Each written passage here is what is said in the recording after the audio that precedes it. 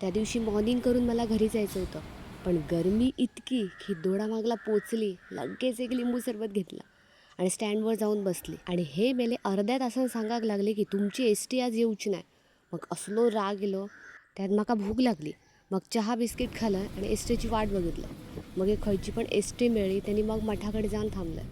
आणि हा आमचा कसईनाथ महादेवाचं मंदिर आहे त्या टोकावर. कधी गेला नाही तर या वर्षीच्या श्रावणात नक्की जावा. मग गाडी जशी थांबली, मग ऊसवाल्याकडे जाऊन बसलाय. मठाकडे एक ऊसवालो असा, त्याने आपली गाय आणलेली पाणी देऊक. मग घरा येलं तर मम्मी म्हणाक लागली की आज भात उकडूया. मग काय काढली 2 माळ्यावरची तपली. मग चुलीतलं गोबर घेतलं, त्यात पाणी घातलं आणि पेस्ट कशी त्या दोन्ही तपल्यांका लावली, लाईक अ फेस पॅक. म्हणजे कसा चुलीवर ठेवली तरी काळी नाही होऊची. ही बघा अशी. मग भात घातला त्या तपल्यामध्ये, त्यात थोडा पाणी ओतयला आणि मस्तपैकी आग केली. ती आग इतकी केली की जोपर्यंत बुडबुडे येत नाही तोपर्यंत ती आग तशीच सतत पेटवत ठेवली. असा भात उकडून तळखळ्यात किंवा मोकळ्या जागेत उन्हात टाकला जाता. मग अर्ध्या तासान उलटून पालटून समानरित्या त्याका सुकवलं जाता.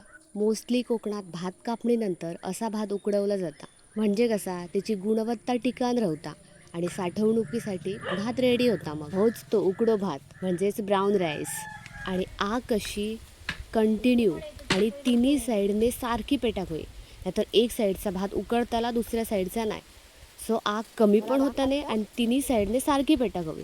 मग बुडबुडे झाले की अशी आग काढून बाजूला ठेवायची आणि भात थोडंसं थंड झाल्यावर त्यावर काहीतरी झाकून ठेवायचं आणि सकाळी उठून पुन्हा तशी सेम आग करायची. आणि तसेच बुडबुडे आले की आग बाजूला सारून ते भात मग अशा टोपल्यात काढून घ्यायचं आणि असं कडक ऊन झालं की खळ्यात ते भात वाळायला टाकायचं.